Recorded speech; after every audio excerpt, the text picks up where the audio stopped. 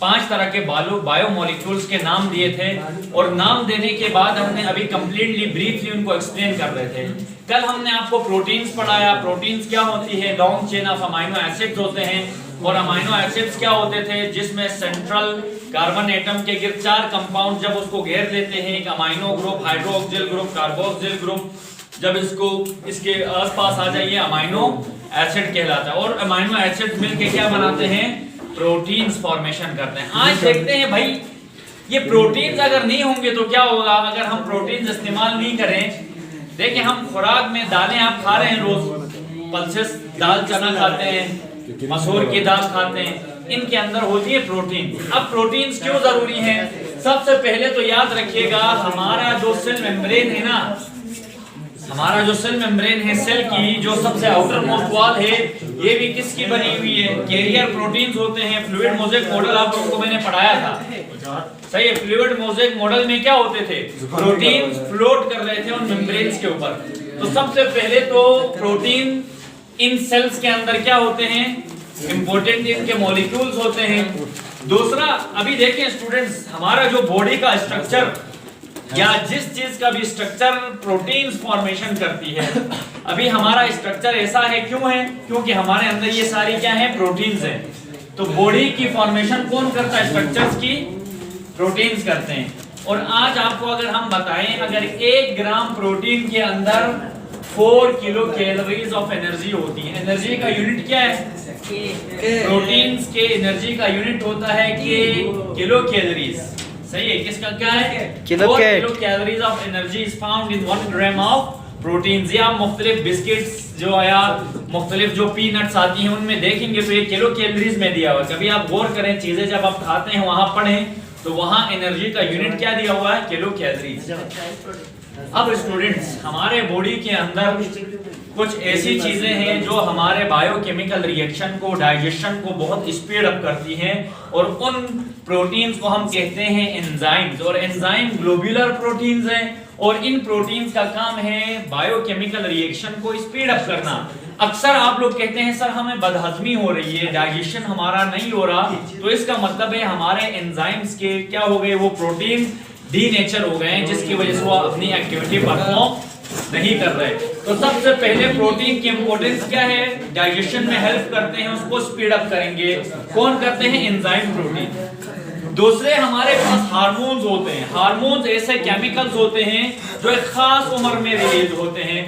अभी जैसे जो ही आप बालिग होते हैं, आपके अंदर मुख्तलिफ सेक्सुअल कैरेक्टर्स आते हैं। जैसे लड़कों के अंदर मूंछें आती हैं, लड़कियों में क्या होता है? उनकी आवाज थोड़ी पतली हो जाती है जो ही वो एडल्ट हो जाती हैं, तो वो यही हार्मोन्स करते हैं। तो हार्मोन्स भी प्रोटीन्स हैं और केमिकल मैसेंजर्स हैं जो खास उम्र में आके रिलीज होते हैं, सही है।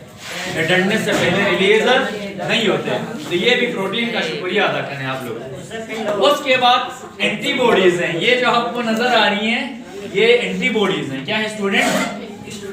एंटीबॉडी। देखें हर मुल्क का एक दिफाई निजाम होता है। आपके मुल्क में अगर बाहर से कोई दहशतगर्द आता है तो आपकी पाक फौज अज़्म इस्तेहकाम ज़र्ब अज़ब के ऑपरेशन करती है उन दहशतगर्दों के सफाई के लिए।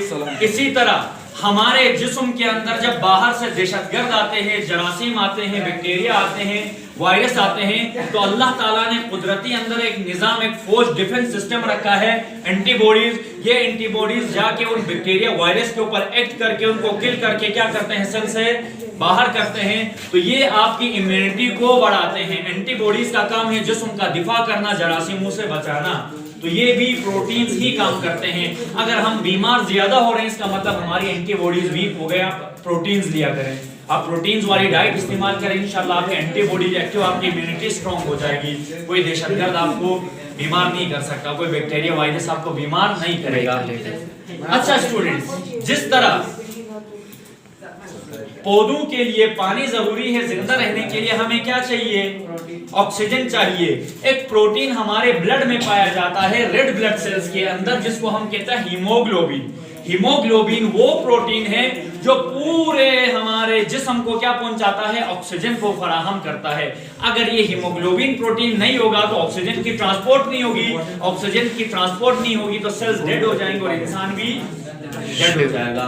तो हीमोग्लोबिन प्रोटीन, ये प्रोटीन की इंपॉर्टेंस देखिए कितने सारे काम आपके बॉडी में। और मजे की बात, जब आप कहीं हादसा हो जाता है, आपके कहीं बुलेट लग गई खुदा न खास्ता, या गाड़ी से गिर गए, आपकी ब्लीडिंग शुरू हो जाती है, अब आप परेशान होते हैं, अल्लाह मेरा ब्लड क्या नहीं हो रहा, क्लॉट नहीं हो रहा।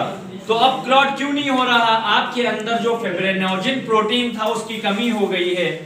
तो अब फिब्रिनोजन प्रोटीन का काम क्या है, उस ब्लीडिंग को रोकना है और उस ब्लड को क्लॉट करता है, ठीक है ना। तो ये इतना इंपॉर्टेंट है, देखें प्रोटीन्स नहीं होंगे तो ये प्रॉब्लम्स तो होंगी, ये तो होगा फिर, ठीक है। अच्छा, उसके बाद देखे, ये देखे मेरी आंखें क्या हो रही हैं, कंट्रैक्ट हो रही है, या लिप्स हमारे कंट्रैक्शन होती है, लिप्स यूं हो रहे, तो ये क्यों हो रही कंट्रैक्शन, दो नंबर ये मसल्स ये प्रोटीन्स कर रहे हैं। कौन सा प्रोटीन, एक्टिन प्रोटीन और मायोसिन प्रोटीन। या हमारे हाथों में कंट्रैक्शन होती है, लेग्स में कंट्रैक्शन हो रही है, क्यों हो रही है, प्रोटीन्स की वजह से। तो कंट्रैक्शन, मसल कंट्रैक्शन में कौन हेल्प कर रहा है, प्रोटीन्स कर रहे हैं, ठीक है। और स्टूडेंट्स, ये मेरे नेल्स हैं, ये अगर हमारे बॉडी के अंदर जिसके नेल्स खराब हो रहे हैं स्टूडेंट्स के, इसका मतलब है उनके अंदर केराटिन प्रोटीन की कमी है। और हमारे ये जो हेयर्स हैं, सही है, लॉन्ग शाइनी हेयर्स, ये भी किसके बने हुए हैं, केराटिन प्रोटीन के। इसी तरह इधर देखें, ये जो बर्ड्स के अंदर फीदर्स हैं वो किसके बने हुए, केराटिन प्रोटीन के। इसी तरह चूंच होती है, इंसान की तो चूंच नहीं है, वैसे आजकल सेल्फी में बनाते हैं यूं, सही है, चोंच बनाते हैं ना, नहीं बनाने की कोशिश करते हैं। तो ये बीक किस चीज की बनी हुई, केराटिन प्रोटीन्स की बनी है, फीदर्स बने। इसी तरह सींग है, सही है, बकरियों के अंदर ऐसे भी बकरे हैं जिनमें सींग नहीं होते, उनकी बात हो रही जिनके सींग है। ये हॉर्न्स भी किसके बने हुए हैं, केराटिन प्रोटीन के। और इसी तरह बीक भी। और लास्ट में स्टूडेंट्स,